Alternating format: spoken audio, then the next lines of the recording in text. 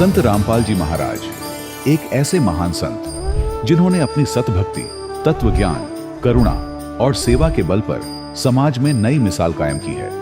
संत रामपाल जी महाराज की अगुवाई में उनके सभी सतलोक आश्रमों से समाज कल्याण के अद्भुत कार्यों ने समाज को सुनहरे भविष्य की एक नई उम्मीद दिखाई है।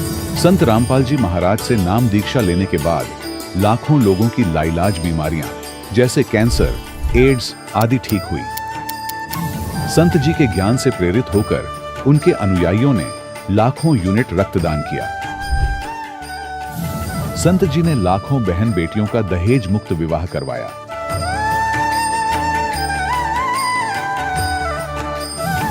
संत जी ने लाखों लोगों का नशा छुड़वाया, करोड़ों उजड़े परिवार बसे। संत जी के आश्रमों में समागम के दौरान निःशुल्क नेत्र चिकित्सा, दंत चिकित्सा प्रदान की जाती है। संत रामपाल जी महाराज द्वारा समय समय पर पर्यावरण संरक्षण के उद्देश्य से बड़े स्तर पर वृक्षारोपण किया जाता है। संत जी ने जरूरतमंदों को तत्काल राहत पहुंचाने के लिए एम्बुलेंस सेवा शुरू की। संत जी अपने अनुयायियों को देहदान के लिए प्रेरित करते हैं, जिससे मानवता की सेवा और चिकित्सा क्षेत्र में सुधार हो सके। संत रामपाल जी महाराज के सभी आश्रमों में हर रोज निःशुल्क भंडारा आयोजित किया जाता है, जहां हर वर्ग, हर जाति और हर धर्म के लोग एक साथ बैठकर भोजन करते हैं।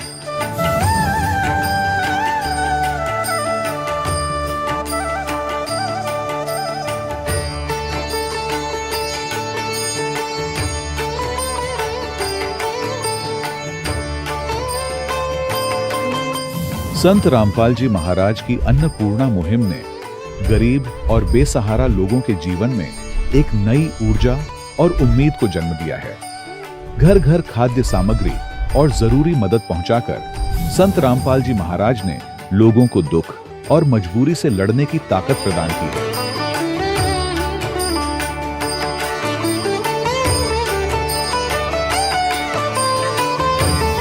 संत रामपाल जी महाराज द्वारा गरीब लोगों के लिए घर बनवाने का अद्भुत कार्य एक ऐसी मिसाल कायम कर रहा है जो सदियों सदियों संत जी की उदारता और दया भावना के तौर पर जाना जाएगा।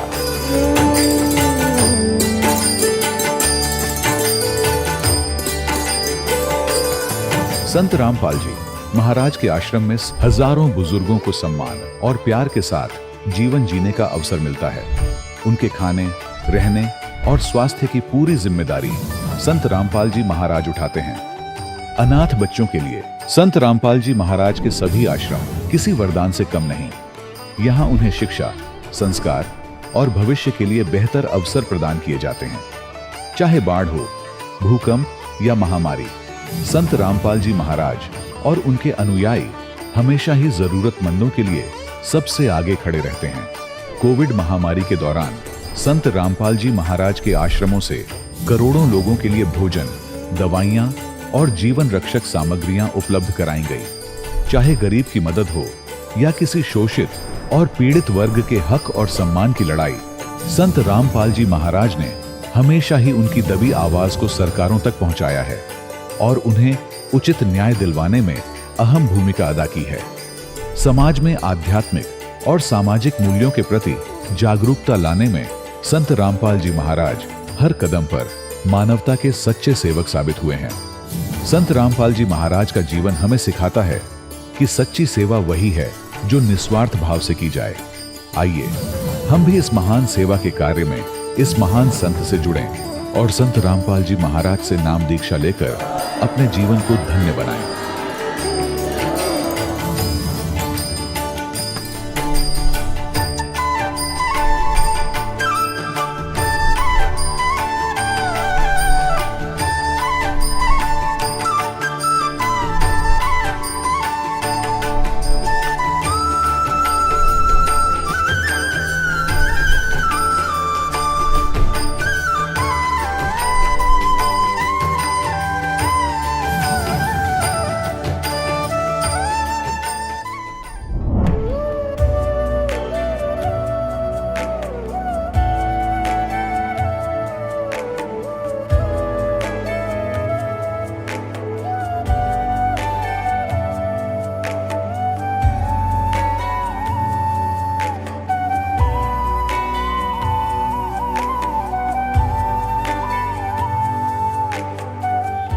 पवित्र श्रीमद् भागवत गीता, पवित्र चारों वेद, पवित्र कुरान शरीफ, पवित्र बाइबल, पवित्र गुरु ग्रंथ साहिब, पवित्र कबीर साहिब की वाणी में छुपे हुए गूढ़ रहस्य अर्थात तत्व को जानने के लिए कृपया अवश्य सुनिए जगत गुरु तत्वदर्शी संत रामपाल जी महाराज के मंगल प्रवचन। सत साहिब दर्शकों, जब नशे जैसी सामाजिक बुराई किसी परिवार में प्रवेश करती है तो वह घर को नर्क में बदल देती है। यही हुआ दिल्ली की गीता भारद्वाज जी के साथ। इनके पति के नशे की लत ने इनके जीवन को संघर्ष और पीड़ा से भर दिया था। इनके जीवन में एक के बाद एक समस्याएं आती रहीं। माइग्रेन और बवासीर जैसी बीमारियों ने उन्हें 20 सालों तक दवाइयों के सहारे जीने पर मजबूर कर दिया। गीता जी ने हर तरह की पारंपरिक पूजा साधना की, परंतु इन तमाम कोशिशों के बावजूद न इन्हें शांति मिली और न इनके परिवार को सुख मिला। लेकिन फिर तत्वदर्शी संत रामपाल जी महाराज जी द्वारा लिखित आध्यात्मिक पुस्तक ज्ञान गंगा ने इनकी जिंदगी को एक नई दिशा दी। संत जी से जुड़ने के बाद इनकी हर समस्या का निवारण सहज में हो गया और नर्क भरी जिंदगी सुख में परिवर्तित हो गई। अब गीता जी और इनका पूरा परिवार पूरी तरह स्वस्थ है। तो आइए सुनते हैं गीता जी का साक्षात्कार, संत रामपाल जी महाराज की शक्ति का चमत्कार। नमस्कार जी। सत साहिब जी। क्या नाम है बहन जी आपका? गीता भारद्वाज है जी। बहन जी आप कहाँ से हैं? दिल्ली बरवाला से हूँ जी मैं। बहन जी संत रामपाल जी महाराज से नाम दीक्षा आपने कब ली? जी मैंने संत रामपाल जी महाराज से दीक्षा 2011 में ली जी। संत रामपाल जी महाराज से नाम दीक्षा लेने से पहले क्या आप कोई भक्ति साधना भी करती थी? हाँ जी, हम जो मेरे ससुराल में जो भी भक्ति करते थे हम पहले वो सारी करती थी। मैं व्रत भी करती थी और हरिद्वार भी जाते थे, चंडी देवी पर मनसा देवी सब क्या भी जाते थे, सारे व्रत करती थी जी मैं। और जी हमारे घर में एक नाग देवता की कढ़ाई होती थी जी। जैसे हम दीवार पर एक नाग का सांप का एक चित्र बना के न फिर सारे परिवार के खाना बना के और हम उसके सामने रखते थे। फिर हम उसकी पूजा करके फिर हम बाद में उस प्रसाद को ग्रहण करते थे। दुआ जी हम करते करते भी मेरे घर में सांप घुस जाया करते जी। जैसे एक दिन तो जी मैं दरवाजे बैठी, इतना 2 लाठी कितना लंबा सांप मेरे पास में बैठा जी। कभी सांप मेरे घर में कांचड़ी छोड़ जाते, कभी सांप के बच्चे पाते जी। ये पूजा करते करते भी, नाग देवता की कढ़ाई करते करते भी मेरे घर में सांप बहुत ज़्यादा घुसा करते। मेरा आदमी शराब पीते थे जी। मेरे छोटे छोटे 2 बच्चे हैं, 2 लड़के मेरे जी। शराब पी कर रात को झगड़ा करते, बाहर निकाल देते सर्दी में। मैं दोनों बच्चों को एक शॉल में लपेट के गली में बिठा देता मेरे को। हम बहुत दुखी रहा करते जी। मैं बीमार भी बहुत ज़्यादा रहती थी, सर्वाइकल था, माइग्रेन भी हो गया मेरे को, बवासीर भी हो गई और जी मैंने अपनी बच्चादानी भी निकलवाई। बहुत ज़्यादा परेशान रहती थी जी। मेरी आंत में इन्फेक्शन बता दिया डॉक्टरों ने। मेरा सीटी स्कैन कराया, उन्होंने बताया कि आंत में वो कैंसर भी हो सकता है। जीटीबी हॉस्पिटल पंथ में मेरी जांच हुई तो वहाँ पे भी रिपोर्ट ठीक से नहीं समझ में आई डॉक्टरों का। डॉक्टर बोले कि दोबारा से सीटी स्कैन कराना पड़ेगा।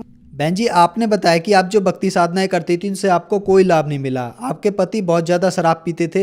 आप इतनी परेशान रहती थी कि आप अपने बच्चों को लेकर बाहर गली में बैठ जाती थी। आपको माइग्रेन की समस्या हो गई, आपकी आंत में पानी भर गया। तो फिर संत रामपाल जी महाराज की जानकारी आपको कहाँ से मिली? तो जी मैं बहुत दुखी रहा करती। तो मेरे पड़ोस में एक भगतनी है जी, तो उसने मेरे को बोला तू सारे का इतनी दवाई खा ली, इतने धक्के खा लिए, तो एक मेरे पास पुस्तक है ज्ञान गंगा, तो वो पढ़। तो मैंने ज्ञान गंगा पुस्तक पढ़ी जी। मैं उस किताब को पढ़ती थी और मैं रोती थी कि यो ज्ञान यो कहाँ था, यो ज्ञान। कितनी दुखी थी कि मैं नू क्या करती भगवान, तो मैं इतनी पूजा करूँ भगवान थारी मेरी किस्मत आपने कौन सी स्याही कौन सी कलम ते लिखी है जो मैं इतनी पूजा करते हुए मैं इतनी दुखी हूँ। मेरा दुख क्यों नहीं काटते, तुम किसे भगवान हो। तो फिर जी मैंने वहाँ ज्ञान गंगा पुस्तक पढ़ी, तो मैंने ऐसा ज्ञान कहीं नहीं पढ़ा, कहीं नहीं सुना। जब उसके बाद मैं 2011 में मैं संत रामपाल जी महाराज से दीक्षा लेने गई। मैं उस दिन रात को बहुत शांति से नींद आई। मैंने आश्रम में ही मेरे को बहुत शांति महसूस हुई। उसके बाद मेरे दोनों बेटे भी जुड़ गए संत रामपाल जी महाराज से, उन्होंने भी नाम दीक्षा ले ली। बहन जी संत रामपाल जी महाराज से नाम दीक्षा लेने के बाद क्या आपको कोई लाभ भी प्राप्त हुए? हाँ जी, मेरे जो आंत में इन्फेक्शन था तो मैंने पंथ में टेस्ट करवाया, उन्होंने दोबारा मेरा सीटी स्कैन किया तो डॉक्टर ने बोले आंत में इन्फेक्शन था, कैंसर तक जो डॉक्टर बताए थे कि कैंसर का शक था कि कैंसर मिल सकता है। मैंने संत रामपाल जी महाराज से अरदास लगाई कि परमात्मा मेरे ऐसे ऐसे है। तो संत रामपाल जी महाराज ने कहा कि बेटी भगवान पे विश्वास रखो और जो नाम मंत्र दिए हैं दीक्षा, तो जो भक्ति दी है वो भक्ति करते रहो। कि भक्ति करती रही तो मेरे जब डॉक्टरों ने दोबारा से सीटी स्कैन किया तो मेरी रिपोर्ट नॉर्मल आई और आज तक मैंने कोई दवाई नहीं खाई, मैं बिल्कुल ठीक हो गई ना। मैं जी 20 साल से मैं दवाई खा रही थी, अब मैं कोई दवाई नहीं खाती। तो जी मेरे को माइग्रेन की बीमारी थी, मैं अंबेडकर हॉस्पिटल में भी दिखाने गई, दवाई दी, वहाँ से बहुत ज़्यादा दवाई खाई। सब वो जो बोलते जी फिजियोथेरेपी, वो भी बहुत इलाज करवाया जी। सेक्टर 7 गुरुद्वारे के पास में, वहाँ भी बहुत इलाज करवाया और मेरी नसें भी ब्लॉक रहती थी सारी। संत रामपाल जी महाराज से दीक्षा जब से मैंने ली है, मैं जब से उनका नाम जाप किया है, भक्ति करने लगी हूँ, जब से मेरे सारे रोग सारे दुख कष्ट मेरे खत्म हो। जो बीमारियाँ जी मेरे 20 साल तक थी जी, जो मेरा छोटा लड़का होया ना जी, आज वो मेरा लड़का 23 साल का हो गया जी। जब से मेरा छोटा लड़का हो जी, मैं जब भी से बीमार चल रही थी। अब जब संत रामपाल जी महाराज से मैंने दीक्षा ली, उसके बाद जी मेरी सारी बीमारी, माइग्रेन, सर्वाइकल, आंत का इन्फेक्शन और जी नसें ब्लॉक रहती थी जी, मेरी सारी बीमारी अब दूर होगी। संत रामपाल जी महाराज से दीक्षा लेने के बाद अब मैं बिल्कुल ठीक हूँ, मेरे मन को शांति है जी। और जी मेरे घर झील में गया हुआ था जी, इतना झील में था जी मेरा घर। आज संत रामपाल जी महाराज की दया से मेरा घर बन गया, सारे घर में टैल पत्थर बन गए जी। ना मेरे घर में जी इतना ही तो पानी ऊपर छत पर पड़ा करता, इतना ही नीचे तो बारिश में भरा करता जी। संत रामपाल जी महाराज की दया से मेरा घर अब बहुत अच्छा बन रहा है। भाई मेरा छोटा लड़का है तो उसको जी डेंगू हो गया था जी, तो डॉक्टरों से उसका टेस्ट कराया तो उसके 43 प्लेट रह गई थी। कि डॉक्टर ने कहा था कि इसका तो सारा खून बदलवाना पड़ेगा, दोबारा से खून चेंज करना पड़ेगा। तो जी नाम दीक्षा ले रखी थी, मैं गुरुजी से अरदास करती, मैंने संत रामपाल जी महाराज से मैंने प्रार्थना करवाई कि गुरुजी अगर तू सच्चा भगवान है ना तो मेरे बेटे को जिंदा कर दे, मेरे बेटे ने बचा ले तू। तो जी 2 ही दिन के बाद संत रामपाल जी महाराज ने मेरे को बताया कि बेटी भक्ति करती रह, भगवान पर विश्वास रख, मंत्र जपते रहो, मंत्र मत छोड़ना। मैं मेरा बेटा मंत्र करते रहे, बीमार था जैसे, फिर भी मेरा बेटा मंत्र करता रहा। तो जी संत रामपाल जी महाराज ने इतनी दया करी जी, मेरे बेटे की 2 दिन में 2 लाख प्लेट बढ़ा दी। इस भगवान का, संत रामपाल जी महाराज का मैं बहुत आभारी हूँ। अब संत रामपाल जी महाराज की दया से हम माँ बेटा बहुत खुश हैं। पहले ऐसा था जी, मेरा आदमी शराबी था जी, तो हमारे घर में आटा तक नहीं होया करता। आज संत रामपाल जी महाराज की दया से मेरे घर में आगे से आगे राशन भरा रहे है। आज मेरे घर में ना तो बीमारी, टोटा भी सारा दूर हो गया, सारी बीमारी दूर चली गई। आज हम बहुत खुश हैं जी। बहन जी, संत रामपाल जी महाराज से नाम दीक्षा लेने के बाद आपको बहुत सारे लाभ प्राप्त हुए। आपकी संत रामपाल जी महाराज ने सर्वाइकल, माइग्रेन की समस्या और आंतों में इन्फेक्शन बगैर ऑपरेशन के ठीक कर दिया। और सबसे बड़ा चमत्कार ये हुआ कि आपके लड़के को डेंगू हो गया था, उसकी प्लेटलेट्स 43 रह गई थी, उसको दूसरे अस्पतालों में रेफर कर दिया गया। संत रामपाल जी महाराज ने उसको जीवन दान दिया और अगले ही दिन एकदम उसकी 2 लाख प्लेटलेट हो गई बगैर कुछ खून चढ़ाए हुए। तो ये बहुत बड़ा चमत्कार है। संत रामपाल जी महाराज ने आपको और आपके बच्चों को भी जीवन दान दिया। आपके ऊपर दुखों का कहर टूटा हुआ था। तो जो माताएं बहनें आपको देख रही हैं, वह भी किसी न किसी तरीके से दुखी हैं, उनके लिए आप क्या कहना चाहेंगी? मैं भगत समाज से यह प्रार्थना करना चाहती हूँ कि भाई जैसे मैंने सारे धक्के खा लिए थे जी, मेरी तो यहीं पर सारा रोग कटा, रोग का निवारण संत रामपाल जी महाराज के शरण आने से मेरा रोग निवारण होया है। कि आप भी इधर उधर भटकने से अच्छा है संत रामपाल जी महाराज के शरण में आओ और अपना कल्याण करवाओ। यहाँ इस पृथ्वी का सुख है ये तो गुरु संत रामपाल जी महाराज जी रूंगे में देते हैं, और असली तो भक्ति मोक्ष की है कि हमारा जन्म मरण तो पीछा छूट जाए, ये भक्ति देते हैं हमारे संत रामपाल जी महाराज। बहन जी, संत रामपाल जी महाराज की शरण में कैसे आ सकते हैं? टीवी पे जी इतने चैनल आते हैं जी, सत्संग आता है तो नीचे एक पट्टी आती है जी, उसमें नंबर हैं, SMS करो जी और उन नंबरों पे अपना कांटेक्ट करो और संत रामपाल जी महाराज से नाम दीक्षा ले सकते हैं और अपना कल्याण करा सकते हैं। धन्यवाद बहन जी। सत साहिब जी। दर्शकों, अभी आपने सुने संत रामपाल जी महाराज से दीक्षा प्राप्त करके सुखी हुए भक्त के अनुभव। अब देखिए जगत गुरु तत्वदर्शी संत रामपाल जी महाराज के मंगल प्रवचन। कि या तो जल्दी दर्शन दे दो, नहीं आत्महत्या करूंगा, मैं रह नहीं सकता, ऐसा ज्ञान सुना दिया, या पूजा कर नहीं सकता, आगे मार्ग मिला नहीं। ये कथा अपार है और समय सीमित है, जीव की अक्षमता भी सीमित है ज्ञान ग्रहण करने की। इसलिए तो वहां से धर्मदास जी घर आ गए और बुरी तरह रोन, जैसे बच्चों के माँ बाप मर जाते। और उसकी पत्नी ने पूछा कि आप क्यों रो रहे हो, लेकिन वो बोल नहीं सके, क्योंकि जब मन भर आता है आवाज निकलती नहीं, तो सच्चे दिल के अंदर जब रोना आता है। अब आमनी देवी उनकी धर्मपत्नी ने पूछा, जी कैसे जल्दी आ गया आप, तो आपने तो बहुत समय लगाना था, 2 ढाई 3 महीने का टूर प्रोग्राम था आपका। वो बोल नहीं रहा, अंदर जाके अपने कमरे में मकान में ऐसे मुंदे मुंह गिर गया और ऐसे रोया जैसे बच्चों की माँ बाप दोनों मर जाते हैं, बुरी तरह तरफ तरफ कर रोते।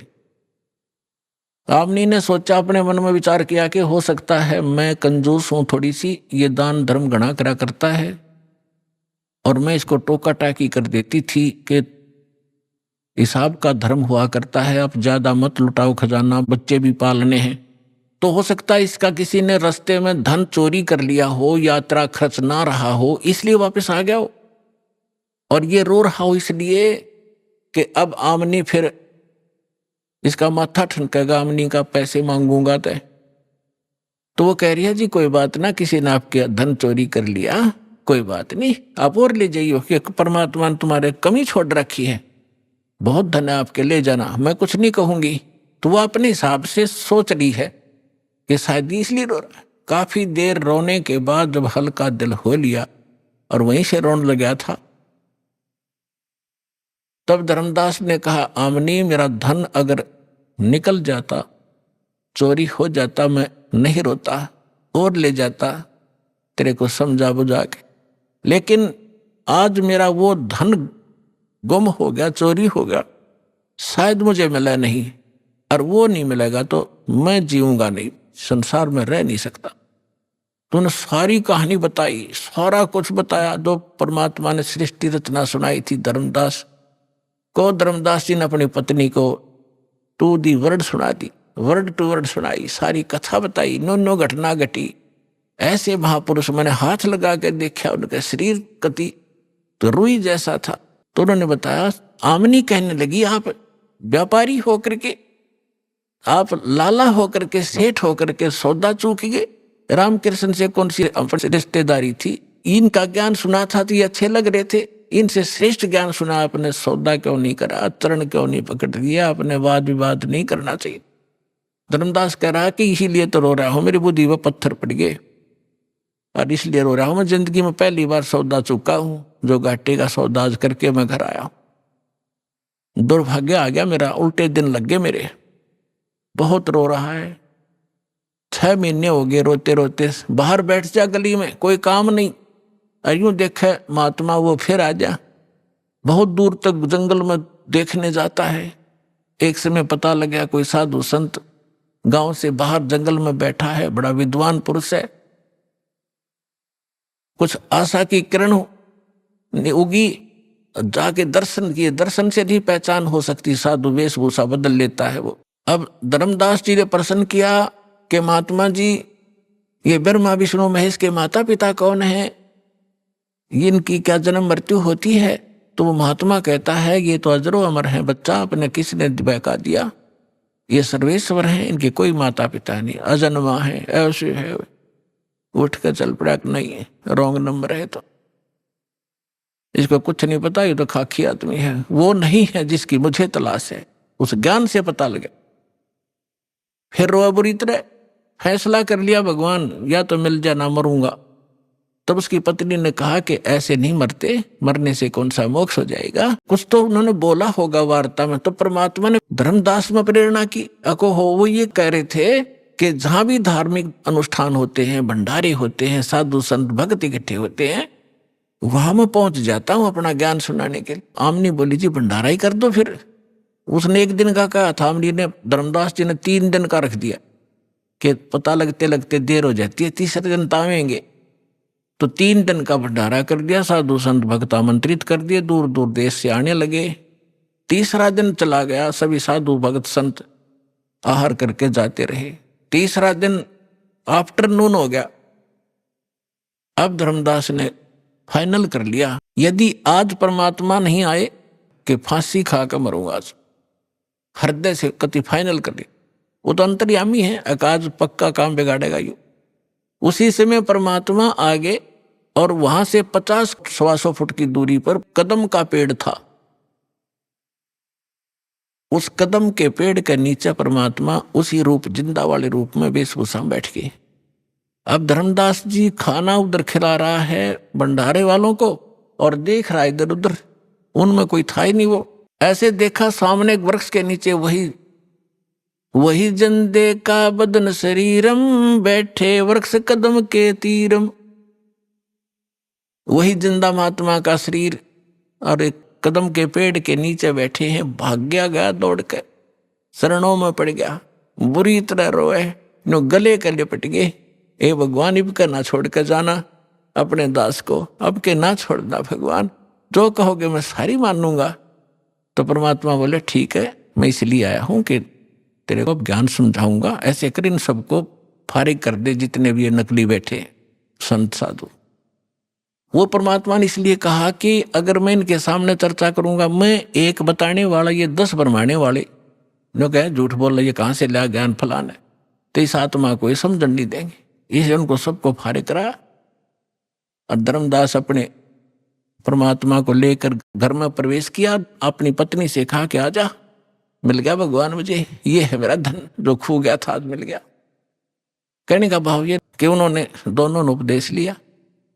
आमनी ने कहा भगवान, आपने, ये आपका भगत बहुत नरम आत्मा का था, यदि मैं इसको सांत्वना ना देती तो ये पहले मर जाता। इतना दुख नहीं देना था अपने बच्चे को, ये तो मर जाता। तब परमात्मा ने कहा कि बेटा, इसको मैंने ताव दिया, लोहे जैसा ताव दिया। जैसे लोहा गर्म कर दिया जाता है तो लोहार उसका दुश्मन नहीं होता, या सुनार सोने को गर्म करता है, इसलिए कि जो चाहो आभूषण बनाऊंगा। और ये पहले काल का एजेंट बन रहा था, मेरी एक नहीं सुने था, सारी बात सच्ची मान लेता, फिर ना जो ना मुकर जाता था। तो बेटा, अब इसका लोहा गर्म कराया है मैंने 6 महीने तक, इसको तड़फा के, अब मैं जो कहूंगा ये सारी स्वीकार करेगा, इसलिए ये ताव दिया था। अब ये सारी बात सुनेगा, मैं साथ था इसका, मरने थोड़ा देना था इसको। तो फिर दोनों ने उपदेश लिया। फिर क्या हुआ, धर्मदास ने रट लगा दी, भगवान मुझे वो लोग दिखा दे, वो लोग दिखा दे। परमात्मा बोले, रे मैं जो कह रहा हूँ वह मान ले, देख लेगा जब भी वही बात है, मुझे विश्वास कर, मैं झूठ नहीं बोल रहा। कि नहीं, वो स्थान दिखा दो, वो भगवान कैसा है। परमात्मा ने खुद कह भी दिया कि मैं परमात्मा हूं, मैं सारी सृष्टि का रचनहार हूं, लेकिन ना जची। तो परमात्मा ने कहा ठीक है, दिखाऊंगा, कभी समय आने दे। एक दिन परमात्मा आए और उनको लेकर के सतलोक गए, शरीर वहीं रहा। ऊपर जाकर दिखा के लाए, जो वहां जाकर जो नीचे से जिंदा रूप में थे, सामने वही तख्त पर बैठे दिखाई दिए, और उनका शरीर बहुत तेजों में था।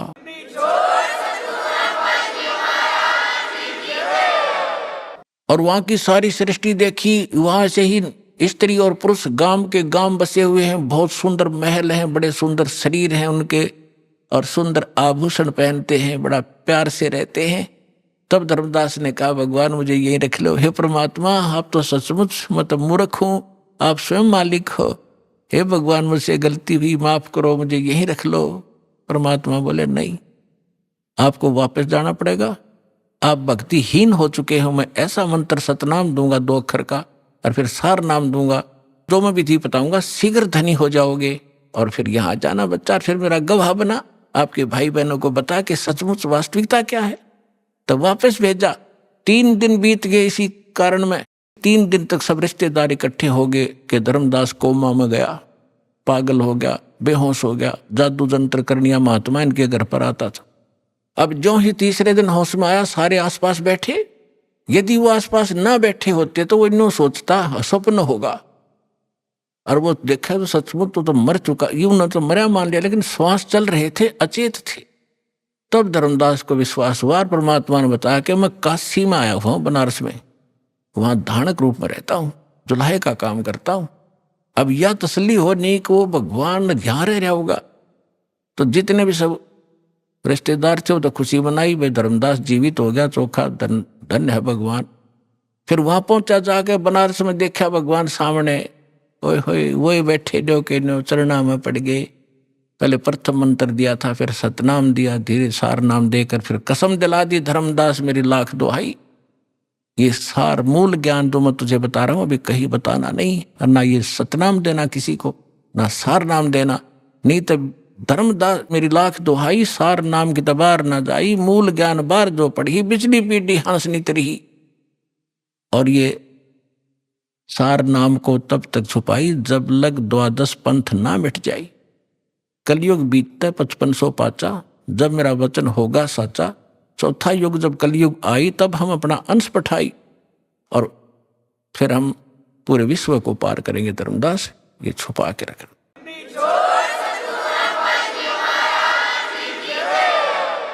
तो वो समय भी आ गया है बच्चों।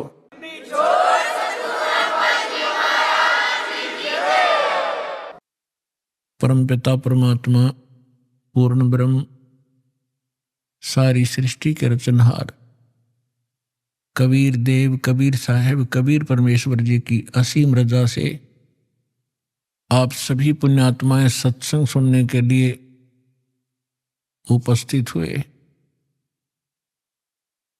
धन्य है आपके माता पिता जिनसे जन्म हुआ। ऐसे समय में जिन पुण्यात्माओं को मानव शरीर प्राप्त है उनके पिछले पुण्य बहुत ज्यादा हैं, और वो पुण्यात्माएं मानव शरीर प्राप्त उनसे भी अधिक पुण्यकर्मी हैं जिनके अंदर परमात्मा की रुचि है, जो आस्तिक है, और उनसे भी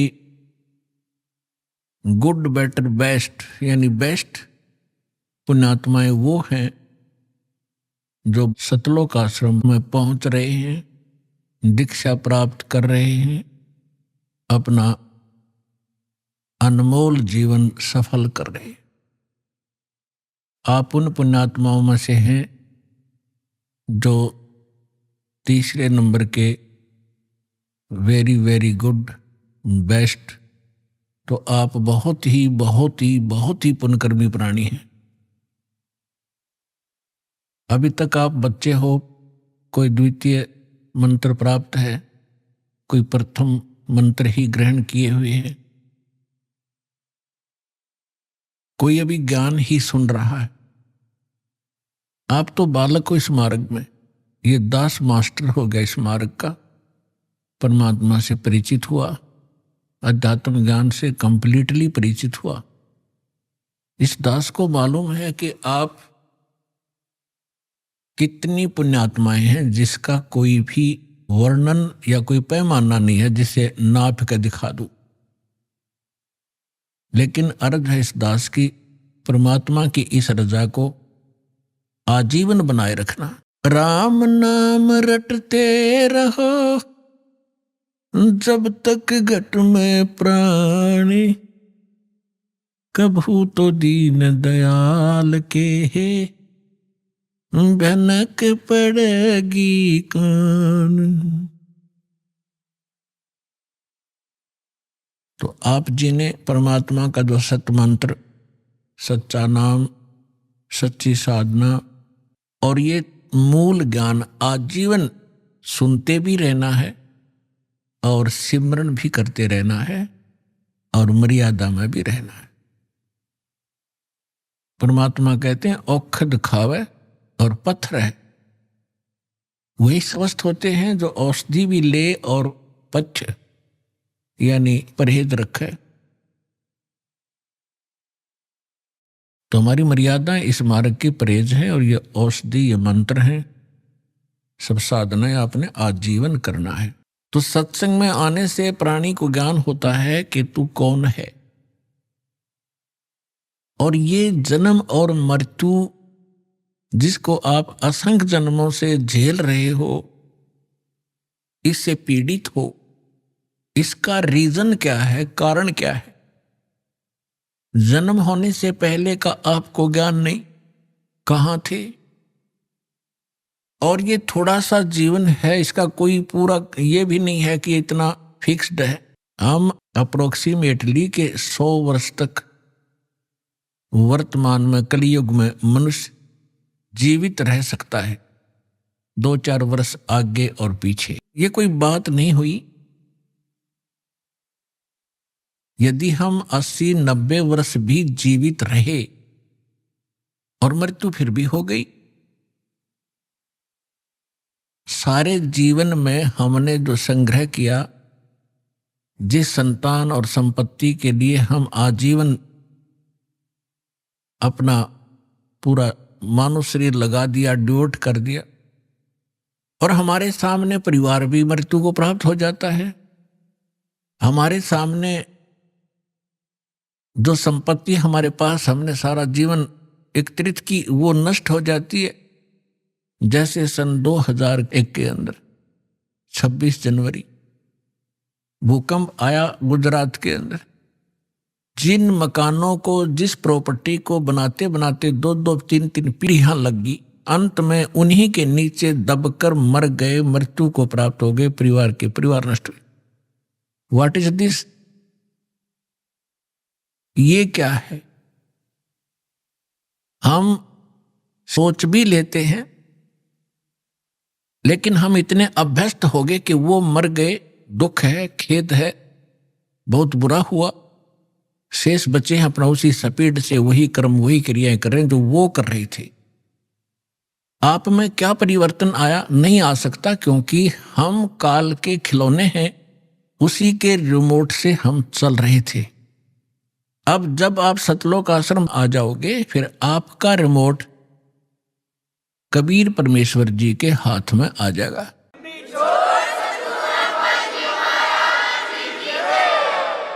फिर उस शरारती शक्ति काल की कुछ नहीं चलेगी, यदि आप मर्यादा में रहोगे। परमात्मा कहते हैं, जब लग हंसा हमरी आना, और काल लगे नी तेरा बाना। बाना माने बाण, तीर। तेरा अचानक, कहते पग पग पर ये तक तक मारे, काल अचानक बाणा। पग पग पर, तक तक के अचानक बाण तीर मार देता है, किसी को दुर्घटना से, किसी को किसी रोग से, किसी को हार्ट अटैक से, कहीं भूकंप से। इसने उद्मस तारणते मतलब है, इसके रहम नहीं है, इसलिए इसने स्वयं भी स्वीकारा है गीता अध्याय नंबर 11 के श्लोक 32 में कि मैं काल हूं अर्जुन। अर्जुनों का मैं काल हूं, और फिर उसी को हम पूज रहे हैं। हमारे कर्म फूट गए, हमारी ज्ञान वाली आंखें खत्म हो चुकी थी। सतगुरु आए दया करी, ऐसे दीन दयाल, बंदी छोड़ वृत्तास कहा, जठर अग्नि प्रतिपाल। गरीबदास जी को जो परमात्मा मिले थे, वो उनके सतगुरु भी थे और स्वयं वो गॉड भी थे, सुप्रीम गॉड थे। इसलिए गरीबदास जी की वाणी को जब हम सतगुरु शब्द पढ़ें तो समझो परमेश्वर माने। तो यहां गरीबदास जी कहते हैं, परमेश्वर आए दया करी, खुद आए अपना वास्तविक ज्ञान बताने के लिए और हमें इस जन्म मृत्यु का राज समझाने के लिए कि तुम क्यों जन्म रहे हो, क्यों मर रहे हो, ये क्या कारण है। जिस संतान को आप अपना मानते हो, 1 मिनट में मृत्यु हो जाती है, आप कहीं गधे बनकर घूम रहे होते हो और संतान वहीं दुख उठा रही होती है इस काल के लोग। तो आपकी कैसे हुई वो? जिस संपत्ति को अपना मानते हो, अरबों खरबों रुपए आपके पास हो गए, बैंक बैलेंस बना लिए, कोठी बना दी, 3 प्लाट ले लिए 20, और आप जी की मृत्यु होगी, आप बन रहे हो कुत्ते, तो शर्मा मार ले उस 20 प्लाटों को, धर ले सिर पे, क्या फायदा हुआ इसका। तो परमात्मा ने आके हमें जगाया है कि झूठे सुख को सुख कहे, ये मान रहा मन मोद, ये सकल चबीना काल का, भाई कुछ मुख में कुछ गोद। ये काया तेरी है नहीं, ये माया कहाँ से हो, चरण कमल में ध्यान रखो, इन दोनों को खो। जब ये बॉडी तेरी नहीं है, इसको भी छोड़ के त्याग के जाएगा, तो ए भले आदमी, इस संपत्ति को तू अपनी कैसे मान बैठा, ये बुद्धि कहां से लाया तू। तो पुण्यात्माओं, सत्संग सुनने से आत्मा में एक प्रबल शक्ति आती है, एक जागृति आती है, इसको एक विशेष प्रेरणा होती है कि सचमुच ये क्या कर रहे हैं हम। ठीक है, कुछ हमारी मजबूरियां हैं क्योंकि हम विवश हैं। अब इस व्यवस्था के कारण हम सब कुछ जान भी लें और फिर भी कोई दाल नहीं गलती हमारी, क्योंकि जब तक समर्थ शक्ति साथ नहीं होगी हम इस दलदल से निकल नहीं सकते। चाहे कोई दलदल में धंस गया, उसको मालूम पड़ गया, चाहे पहले नशे में गिर गया, नशा उतरने के बाद उसको पता भी चल गया कि मैं तो इतना दलदल में हूं और जितना हाथ पैर मारता हूं नीचे को जा रहा हूं, तो उस ज्ञान से भी कोई लाभ नहीं हुआ। उसको निकालने वाला बाहर चाहिए, दलदल से बाहर, और उसके बांध कर रस्सा घसीट के बाहर डाले। तो आप और हमारे साथ भगवान ऐसे करेंगे। पहले आपका नशा उतारेंगे कि तुम कहां बैठे हो, क्या कर रहे हो सारा जीवन, और उद्देश्य क्या था इस मनुष्य जीवन का, और फिर ये सतनाम का रस्सा आपका बांध देंगे काखा के नीचे, और फिर घसीटेंगे आपको, इसे बाहर निकालेंगे धीरे धीरे। ऐसे निकालना पड़ेगा कहीं आपको दुख भी ना हो, और सतलोक जाकर बैठा देंगे आपको। तो वहां जाने के बाद पता चलेगा सचमुच हम सतलोक आ गए। ऐसी दया बख्शेंगे आपके ऊपर यदि आप ऐसे भक्ति करते रहे।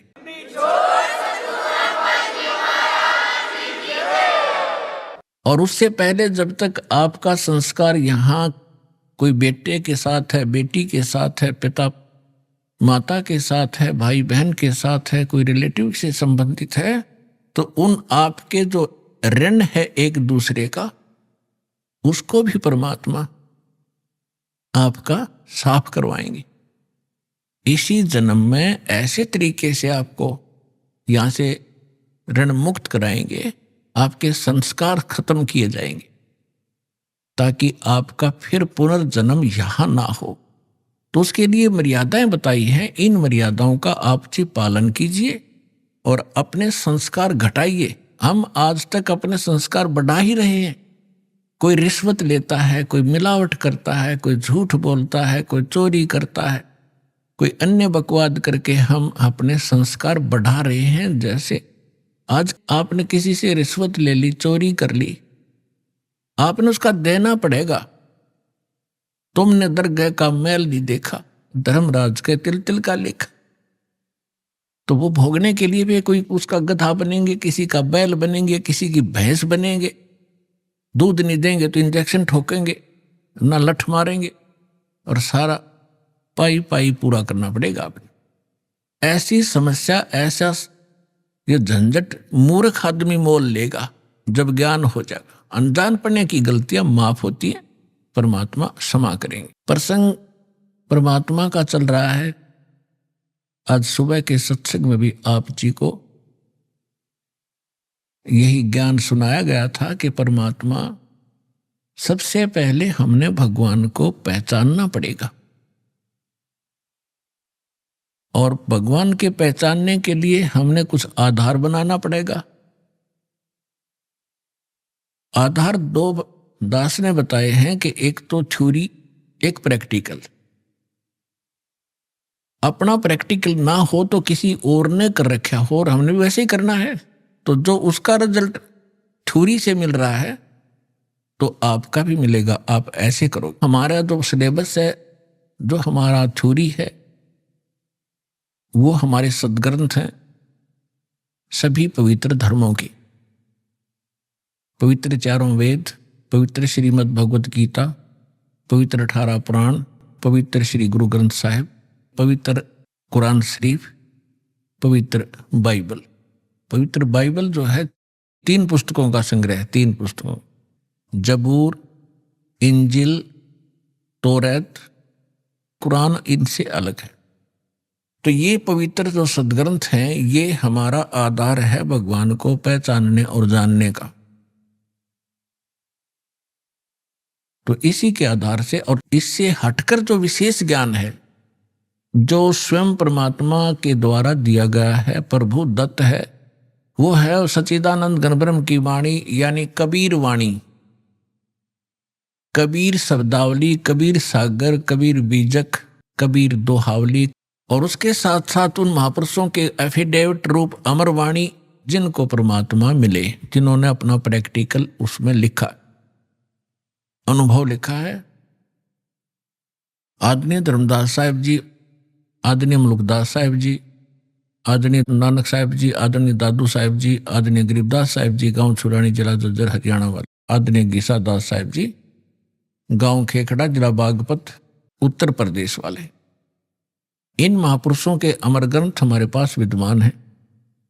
इनकी अमर वाणी जो एफिडेविट रूप में है कि हमने भगवान देखा, भगवान ऐसा है, उसका ये नाम है, और वो यहां भी आता है और सतलोक में भी वही कंट्रोल करता है। तो उसके बाद हम आगे बढ़ेंगे, तभी हम भक्ति में सफल हो पाएंगे। तो पुण्यात्माओं, आज से 600 वर्ष पहले परमेश्वर आए थे और परमात्मा चारों युग में आते, चारों युग में संत पुकारे, को के कहा हम हेल रे, हीरे माणक मोती बरसे, ये जग चुगता डेल रे। चारों युग में परमात्मा कहते मैं आया, और जैसा कि वेदों में विधान आपको बताया कि परमात्मा सतलोक में रहता है, वहां से गति करके आता, सहशरीर आता है, और यहाँ अच्छी आत्माओं को मिलता है, उनको तत्व ज्ञान से परिचित कराता है, कवि की तरह आचरण करता हुआ परमात्मा घूमता रहता है, अपने यथार्थ ज्ञान को लोकोक्तियों के माध्यम से, दोहावलियों के माध्यम से, साखियों के माध्यम से, चौपाइयों के माध्यम से वर्णन करता है, जिस कारण से वो एक प्रसिद्ध कवि भी कहलाते हैं। ये हमारे सदग्रंथ वेद बताते। तो उसी लीला अनुसार परमात्मा अपने जैसी लीला उसके गुण हैं, वो गुण विद्यमान ही हैं, वो करते ही करते हैं। तो बर्फ जो होती है, आइस, ये चाहे सर्दी में कहीं रखी हो चाहे गर्मी में, उसका स्वभाव वैसा ही होगा, उसके गुण हैं, ऐसे परमात्मा के गुण हैं, और वो वेदों में अंकित है। उसी के आधार से दास आपको बता रहा है, इसी आधार से परमात्मा खुद भी बता रहे हैं, चारों युग में संत पुकारे, कूक कहो हम हेल रे, हीरे माणक मोती बरसे, ये जग चुगता डेल रे। सतयुग में सत सुकृत कह टेरा, त्रेता नाम मुनींदर मेरा, द्वापर में करुणा में कहाया, कलयुग नाम कबीर दराया। मात पिता मेरे कछु नाही, ना मेरे घर दासी, जुल्हे का सुत आने कहाया, ये जगत करे मेरी हांसी। परमपिता परमात्मा ने बताया है कि मैं चारों युगों में आता हूं, अपना यथार्थ ज्ञान करवाता हूं, लेकिन जिस समय आप यहां सतलोक से बिछुड़कर मेरे से आए, उसी दिन से आप बहुत दुखी होने लगे, और काल भगवान ने आपके ऊपर त्रिगुणमयी माया का इतना प्रभाव कर दिया, आप भूल गए अपने मूल स्थान को।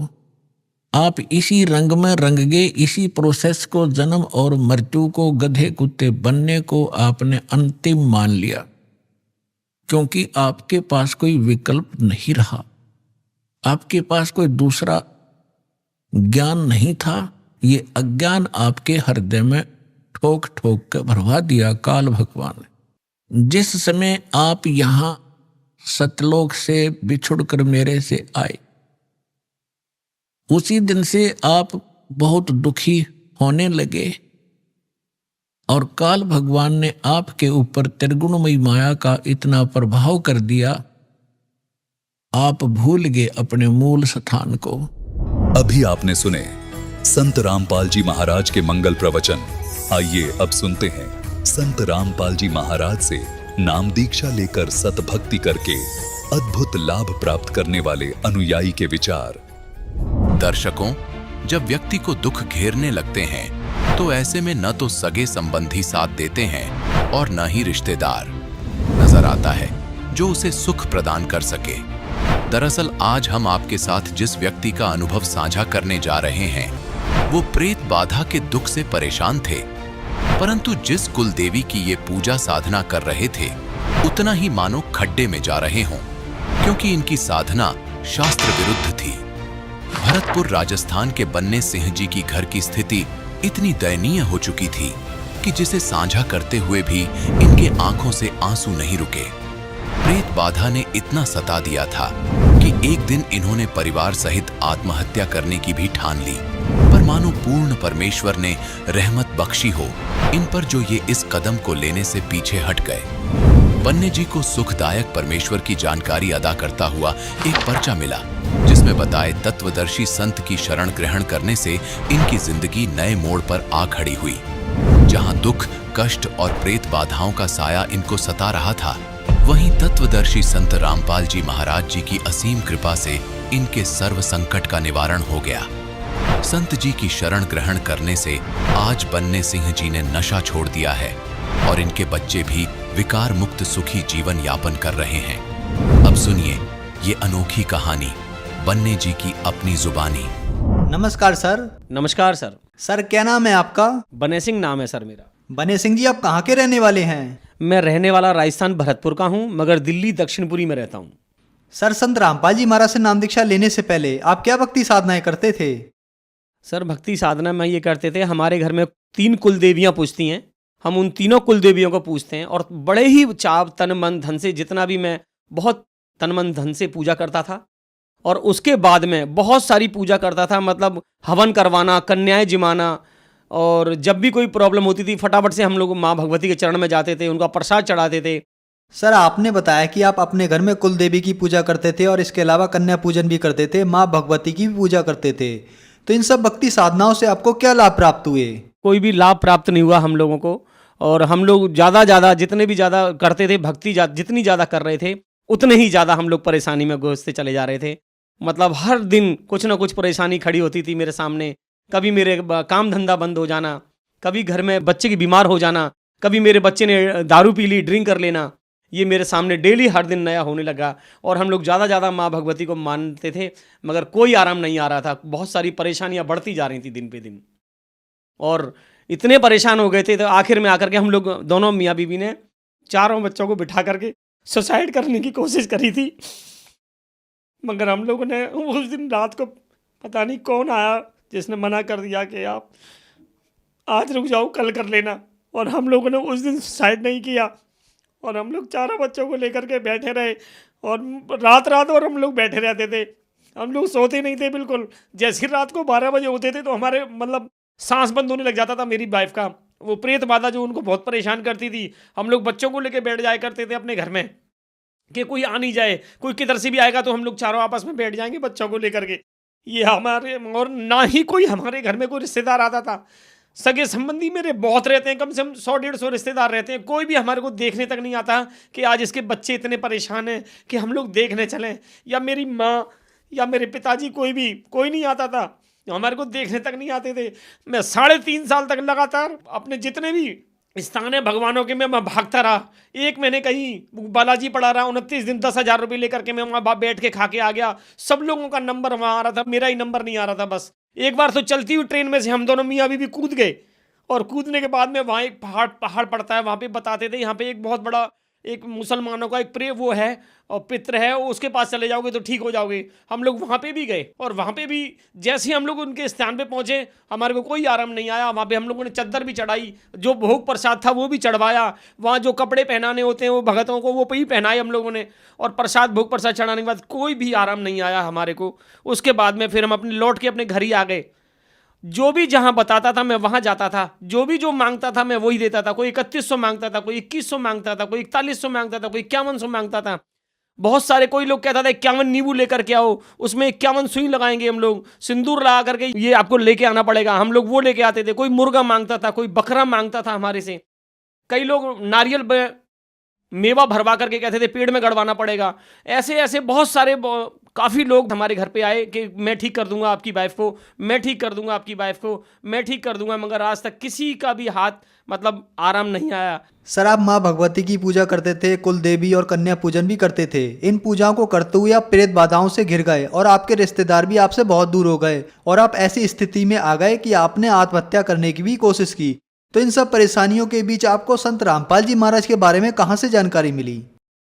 मैं जगह जगह भटकता था। हर जो व्यक्ति जहाँ के लिए बोलता था कि आपको वहाँ चले जाओ आराम आ जाएगा, मैं वहीं जाता था।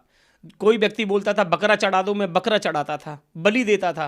कोई कहता था मुर्गे की बलि देनी है, मैंने कहा ले लो भाई मुर्गे की बलि दे दो। तो मैंने बहुत सारी बलियाँ भी दी हैं और मैं अपने पूरे परिवार को लेके उन कुल देवियों के स्थान पे भी गया हूँ। 24,000 का ट्रक करा, सबको खाना पीना खिलाया, वस्त्र बनवाए और बनवा करके हम लोग जात करने गए। वो भी करने के बाद हम लोग को घर पे आकर के एक हवन करवाना होता है, वो भी करवाया। और उसके बाद फिर हवन करवाने के बाद में कुछ भगत लोग बोलते हैं कि आपको बलि देनी पड़ेगी, तो मैंने 2 बकरों की बलि भी दी और उसके बाद में उन भगतों को भोजन भी करवाया। मगर उस भोजन करवाने के बाद में और बिल्कुल भी आराम नहीं आया। जैसे थे हम लोग वैसे के वैसे थे, कोई भी आराम कभी हमारे को आया ही नहीं वहाँ से। उसके बाद में मैं एक दिन रोड पे होकर के जा रहा था तो कुछ लोग गुरुजी महाराज रामपाल जी महाराज के पर्चे बांट रहे थे। तो एक पर्चा मेरे को मिला और मिलने के बाद में और वो पर्चा मैंने पढ़ा तो उसमें 3 नंबर लिखे हुए थे कि आप इन पे फ़ोन करेंगे या SMS करेंगे तो आपको एक बुक मिलेगी। मैंने एक पे फ़ोन करके मैसेज करके बोला तो कि सर मेरे को ये बुक चाहिए। तो एक भगत आए हमारे घर पे और वो मेरे को एक बुक दे करके गए और जब मैंने वो बुक पढ़ी तो मेरे को बहुत अच्छा लगा, बहुत अच्छा लगा।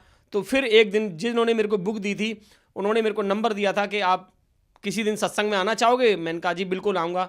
तो संगम विहार में एक सत्संग हो रहा था तो वहाँ मैं आया और वहाँ बैठ के मैंने सत्संग सुना। संत रामपाल जी महाराज के जो प्रवचन सुनने के बाद में, जो सत्संग सुनने के बाद में जो वहाँ लोग कुछ लोग संत रामपाल जी की दीक्षा प्राप्त कर रहे थे, उन्हीं के साथ बैठ करके मैंने भी तत्वदर्शी संत श्री रामपाल जी महाराज की नाम दीक्षा मैंने भी प्राप्त कर ली। सर, संत रामपाल जी महाराज के अनुयायी बताते हैं कि उनको संत रामपाल जी महाराज से नाम दीक्षा लेने के बाद बहुत सारे लाभ प्राप्त होते हैं, चाहे आध्यात्मिक, भौतिक, मानसिक या शारीरिक। तो क्या संत रामपाल जी महाराज से नाम दीक्षा लेने के बाद आपको भी कोई लाभ प्राप्त हुए? मेरे को तो बहुत लाभ हुए हैं। मैं अगर गिनती करूंगा तो कम से कम 20 लाभ मेरे को हो चुके हैं। 2.5 महीने मेरे को हुआ है और 2.5 महीने के अंदर में ऐसी ऐसी जो प्रेत बाधा थी वो सब दूर हो गई है। कोई प्रेत बाधा बिल्कुल नहीं रही है, बिल्कुल भी। घर में सुख शांति एकदम बहुत अच्छे से। मेरा काम धंधा भी चल गया है। जो मेरा काम धंधा में नहीं चलता था वो मेरा काम धंधा भी चलने लगा। और जो मेरे बच्चे जो दारू पीना स्टार्ट कर दिया, बियर पीना स्टार्ट कर दिया, मीट मदरा खाना चालू कर दिया था, उन दोनों बच्चों ने भी छोड़ दिया है। 2 बच्चों ने अभी नाम नहीं लिया है, वो भी कह रहे हैं इस शरण में आने के लिए कि हमें भी नाम दिला दो पापा, और वो भी आएंगे क्योंकि उनको फ़ायदा हो रहा है। दोनों बड़े भाइयों को तो छोटे वाले भी कह रहे हैं। और बहुत सारी संगत में भी जो मेरे रिलेटिव हैं, रिश्तेदार हैं, वो जब फ़ायदे को सुनने के बाद में उनको लगा कि ये इस परिवार में शांति कैसे हो गई, तो वो लोग भी हमारे साथ में अब आ रहे हैं देखने के लिए कि भाई ये कहाँ किसकी शरण में चले गए जो इनको आराम आ गया। नहीं तो पहले आए दिन भगते थे, रोते रहते थे, प्रसाद बंटवाते थे, चौराहे पे कुछ ना कुछ रखने जाते थे, हम लोग उतारा करने जाते थे, ऐसे ऐसी काम करते थे जो हमारे को नहीं करनी चाहिए। तो हमें बहुत इस सब चीज़ों से निजात मिल गई। और जिस दिन से हम लोग गुरु महाराज की तत्वदर्शी संत श्री रामपाल जी महाराज की शरण में आए, हमें बहुत अच्छा लग रहा है और बहुत सारे फ़ायदे हुए हैं। जैसे मेरी वाइफ को जो भूत व्याधा थी और जो परेशानियां हुआ करती थीं, सारी रात में आकर के जो भूत व्याधा थी वो गर्दन सांस को बंद रोकती थी। और जिस दिन से हम लोगों ने संत रामपाल जी की शरण में आए उस दिन से बहुत सारा आराम आ गया और वो सांस जो बंद होती थी वो बंद होना हो गया, बिल्कुल बंद हो गई है। अब कभी नहीं सांस उनकी रुकती और अच्छे से सुमिरन कर रहे हैं। संत रामपाल जी की महाराज जी की शरण में आ गए हम लोग और उन्होंने हमारे पे दया करी है उन्होंने हमारे साथ बहुत सारे फ़ायदे किए हैं। जैसे कि मैंने बताया कि मेरे बच्चे मीट खाते थे, दारू पीना चालू कर दिया था, उन्होंने दारू छोड़ दी, मीट खाना बंद कर दिया, गुटखा खाना बंद कर दिया। गुटखे खाते थे लेटरिन में जा कर के, बीड़ी सिगरेट पीते थे, और उन्होंने वो सब उनको छोड़ दिया उन्होंने। और संत रामपाल जी महाराज की शरण में आने के बाद हमारे को बहुत सारे फ़ायदे हुए हैं। और मैं मॉर्निंग में सुबह ऑटो चलाता हूँ। मैं वो ऑटो भी मेरा इतना बांध रखा था लोगों ने, उसमें बहुत सारे गंदे कपड़े डाल के जाते थे बहुत सारे हमारे गली के लोग ही, और धागे मिलते थे, कभी कभी कलाया मिलता था, कभी सिंदूर मिलता था, कभी काले तिल मिलते थे। मैं सुबह जैसे ही घर से उठा, गाड़ी पे कपड़ा वपड़ा मारा, देखा कि उसमें ये पड़ा हुआ, उसको हटाता था झाड़ू से। हटाने के बाद उसे साफ करने के बाद में मैं जैसे ही गाड़ी स्टार्ट करता था, वो स्टार्ट ही नहीं होती थी, चलता ही नहीं था, स्टार्ट ही नहीं होता था।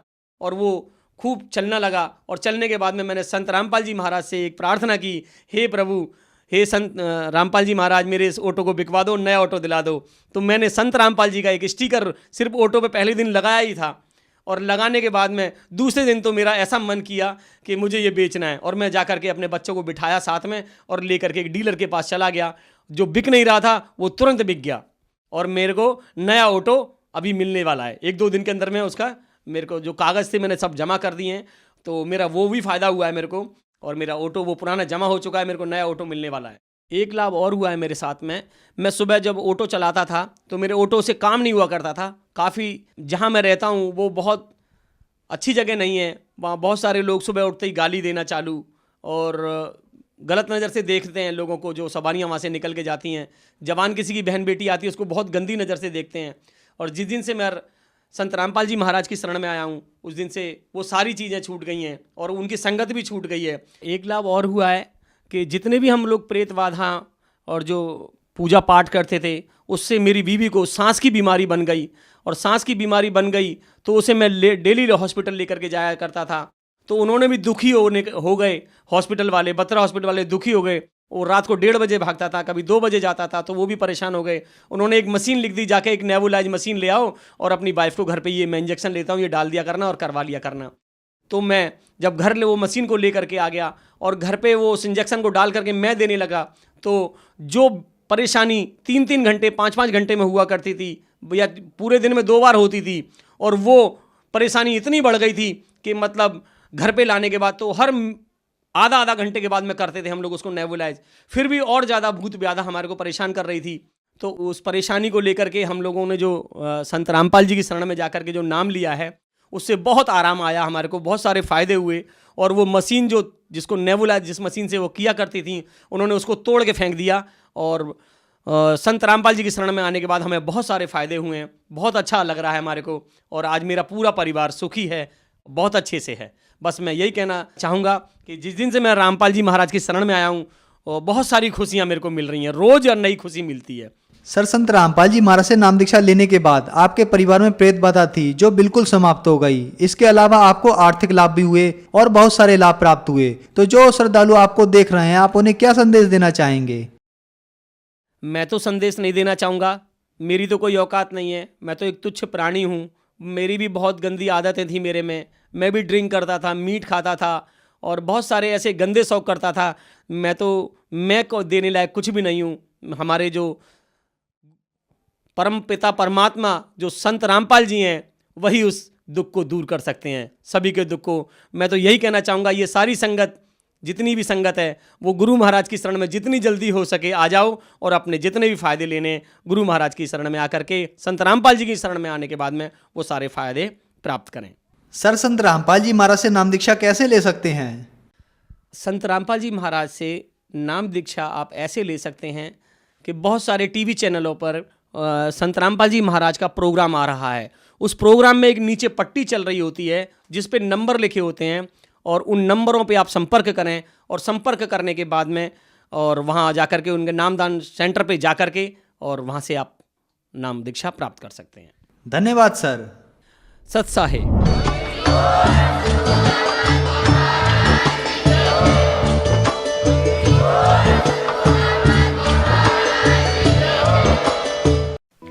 आप सुन रहे थे जगत गुरु तत्वदर्शी संत रामपाल जी महाराज के मंगल प्रवचन।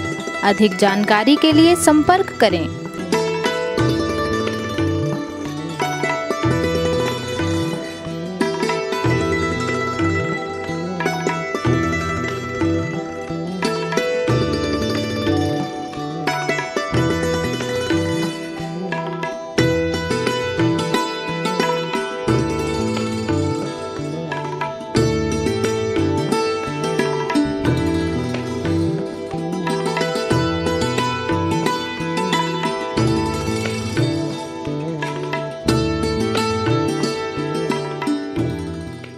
जगत गुरु तत्वदर्शी संत रामपाल जी महाराज जी के पावन सानिध्य में भक्ति की अलख जगाने तथा श्रद्धालुओं को सत्य भक्ति मार्ग का रास्ता दिखाने हेतु कनाडा के लोकप्रिय channel the TV NRI channel पर जगत गुरु तत्वदर्शी संत रामपाल जी महाराज जी के मंगल प्रवचनों का प्रसारण प्रतिदिन सुबह 7:30 बजे से 8:30 बजे तक तथा रात्रि 7:30 बजे से 8:30 बजे तक किया जा रहा है। इस सत्य भक्ति मार्ग को अपनाने के लिए अधिक से अधिक सत्संग प्रसारण देखें। इस सत्संग प्रवचन का सीधा प्रसारण संत रामपाल जी महाराज लाइव सत्संग YouTube चैनल और जगत गुरु संत रामपाल जी महाराज फेसबुक पेज पर भी देख सकते हैं।